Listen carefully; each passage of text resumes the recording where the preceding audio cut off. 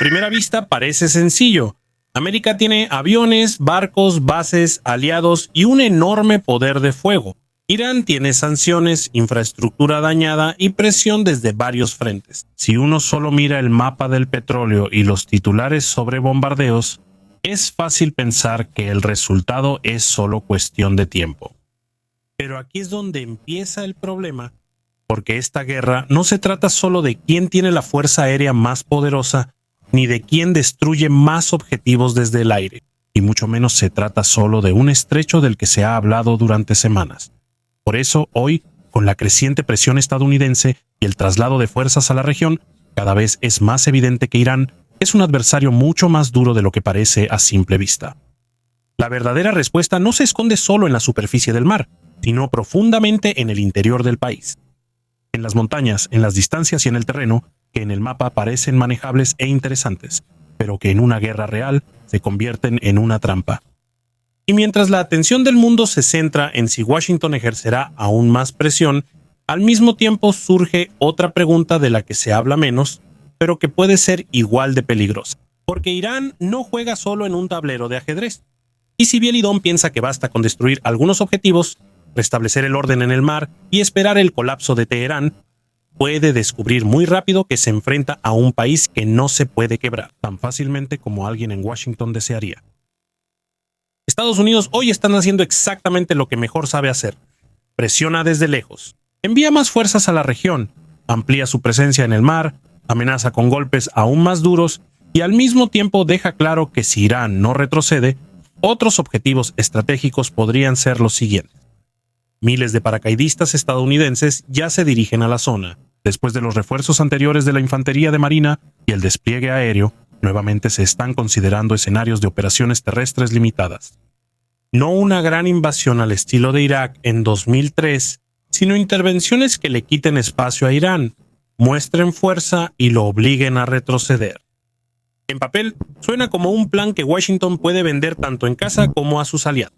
Duro, decidido, pero supuestamente aún bajo control. Pero aquí está el truco. La presión desde lejos puede destruir, pero no puede automáticamente quebrar a un estado que está construido para sobrevivir incluso bajo presión. Puedes destruir la infraestructura, puedes amenazar a las terminales petroleras, a las plantas eléctricas o a otros objetivos. Puedes mover barcos y soldados cada vez más cerca, pero con eso aún no resuelves lo más difícil.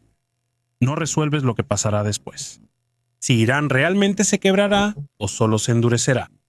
Si de una operación limitada no empezará a convertirse en una guerra más amplia y menos predecible. Ese es precisamente el mayor problema de Washington hoy en día. No cómo golpear a Irán, sino cómo golpearlo de manera que no desate un caos aún mayor del que se quiere detener. Y quizá lo más importante es que esta presión ya se está topando con la realidad de toda la región. No basta con observar solo a Irán. En cuanto el conflicto se extiende a través de los aliados de Teherán, por mar o por otras rutas amenazadas, Estados Unidos de repente no lucha solo contra un país, sino contra toda una red de riesgos que se multiplican entre sí. Y precisamente por eso ya hoy se demuestra que entre la frase «sabemos golpear» y la frase «sabemos ganar», hay una enorme diferencia cuando se trata de Irán. Muchos, al escuchar la frase «guerra estadounidense en Medio Oriente», automáticamente piensan en Irak. Pero precisamente aquí puede surgir el mayor error. Irán es una liga completamente diferente. Es varias veces más grande que Irak, tiene aproximadamente el doble de población y su mapa no parece un campo de batalla abierto, sino más bien un país que en sí mismo es un sistema defensivo. Según las estimaciones disponibles, Irak tiene una superficie de alrededor de 438.000 kilómetros cuadrados y aproximadamente entre 43 y 47 millones de habitantes. Irán tiene aproximadamente 1.65 millones de kilómetros cuadrados y alrededor de 89 a 92 millones de personas. Esta diferencia por sí sola sugiere que si alguien compara mentalmente a Irán con Irak en 2003, está comparando dos realidades militares completamente diferentes. Y aún más importante que los propios números es cómo se ve este país. Gran parte de Irán está formada por una alta meseta interior rodeada de cadenas montañosas, especialmente las montañas Zagros en el oeste y Alborz en el norte. En otras palabras, si alguien intentara invadir Irán por tierra, no avanzaría por un espacio abierto, sino por un territorio que obliga al atacante a ralentizarse, dividir sus fuerzas y pagar un precio cada vez más alto por cada paso que dé. Y es precisamente por eso que Irán no es Irak. No porque sea invencible, sino porque cualquier guerra mayor contra él sería completamente diferente a lo que muchos recuerdan de las campañas estadounidenses en décadas pasadas. Si miras a Irán desde arriba, no solo empiezas a entender su tamaño, sino también por qué se puede hablar de él como una fortaleza.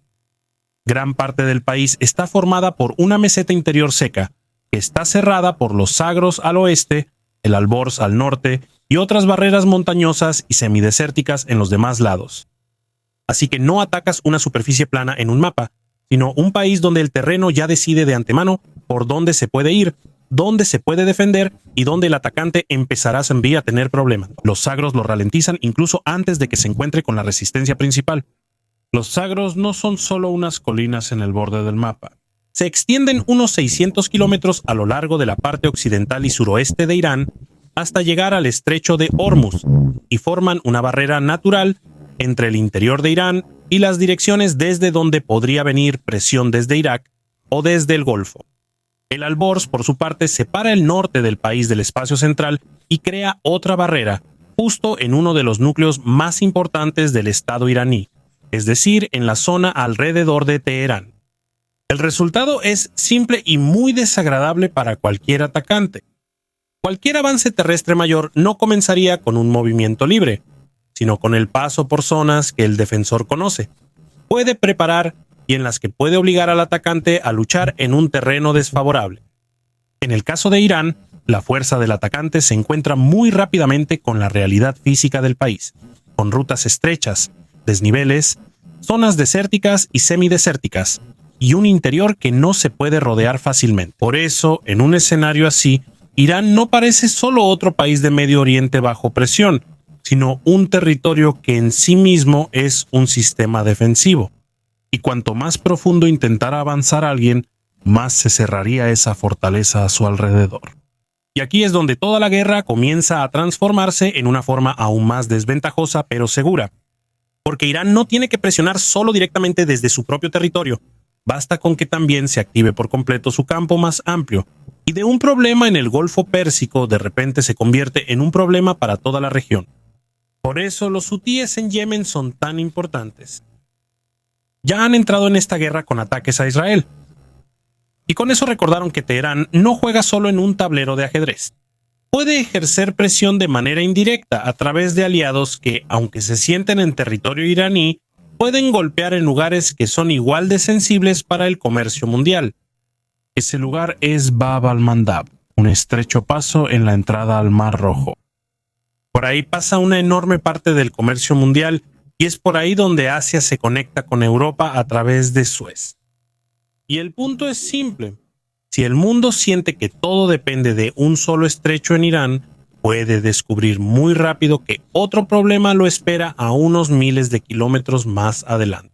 AP recuerda que aproximadamente el 12% del comercio mundial pasa por Bab al-Mandab, y Reuters ya informa hoy que las grandes compañías navieras están evitando esta ruta y rodeando África, lo que prolonga su viaje entre 10 y 14 días más y aumenta los costos. Y es precisamente aquí donde reside el poder oculto de Irán, del que se habla menos que de los misiles y las bombas. No se trata solo de la capacidad de defender su propio territorio, es la capacidad de extender el conflicto de tal manera que Estados Unidos y sus aliados de repente no estén apagando un solo incendio, sino dos al mismo tiempo, uno cerca de Irán y otro cerca del Mar Rojo. Y mientras más se empiece a desviar, encarecer y complicar el transporte, menos parece esta guerra una simple demostración del poder estadounidense y más como un conflicto en el que incluso un jugador más débil sabe golpear exactamente donde más duele. Llegamos al meollo de todo el asunto. Estados Unidos puede castigar a Irán, puede destruirle bases, almacenes, barcos, centros de mando e incluso infraestructura sensible. Puede ejercer presión bajo la cual un estado más débil tal vez empezaría a colapsar.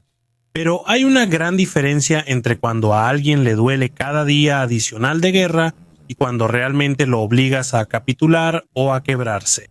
Y es precisamente Irán el país en el que esta diferencia se muestra plenamente. Porque si el adversario sobrevive al primer shock, si mantiene la capacidad de responder, si puede extender el conflicto más allá de su territorio, y si todavía demuestra que puede influir en el mar, el comercio y el ánimo de la región, entonces el bombardeo deja de ser un camino hacia una victoria rápida y se convierte más bien en un desgaste costoso y prolongado. Esto ya se puede ver hoy en el hecho de que la guerra entra en otro mes, pero los problemas que Estados Unidos debía resolver más bien se están expandiendo en lugar de cerrarse.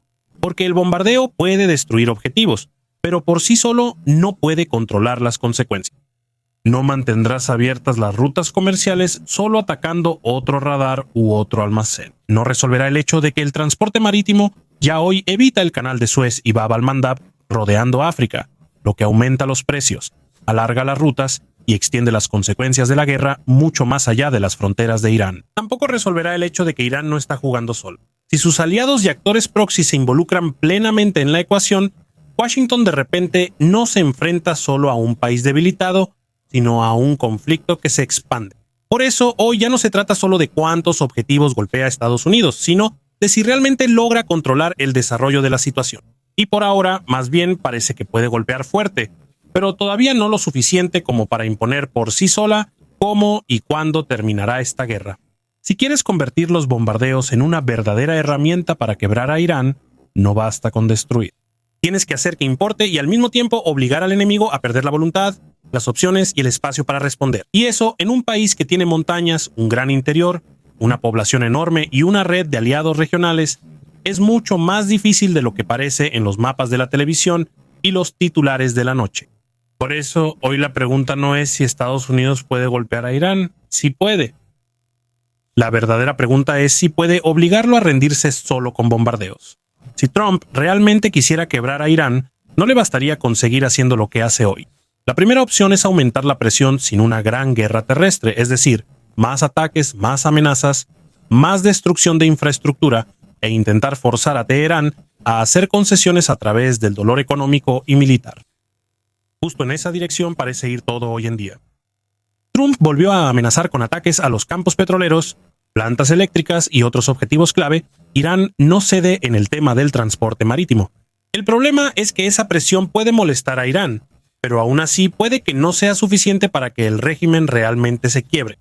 Más bien existe el riesgo de que la guerra solo se vuelva más dura, más costosa y más larga.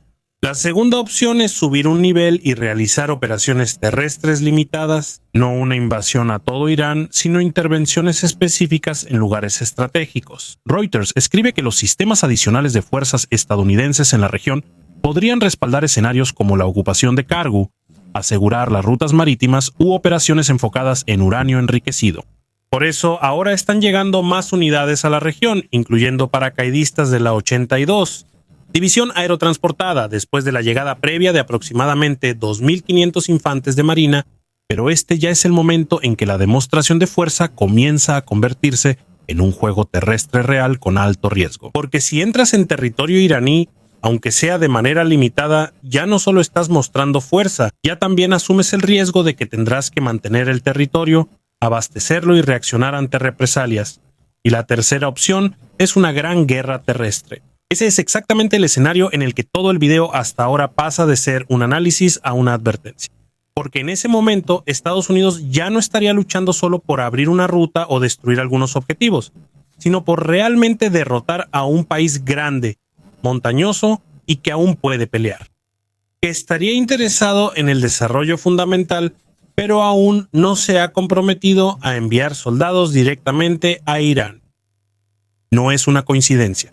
Un paso así aumentaría dramáticamente el riesgo de una represalia regional más amplia, un ataque aún mayor a la infraestructura energética y otra sacudida en los mercados mundiales.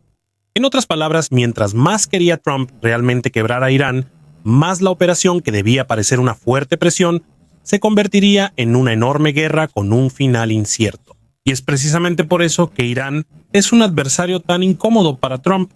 No porque Estados Unidos no sepa golpear, eso lo sabe y lo demuestra cada semana de esta guerra. El problema está en otro lado. Irán no es un rival al que puedas derrotar con un solo tipo de fuerza, una sola dirección de ataque o una sola operación rápida. Es un país que se defiende con su propio mapa,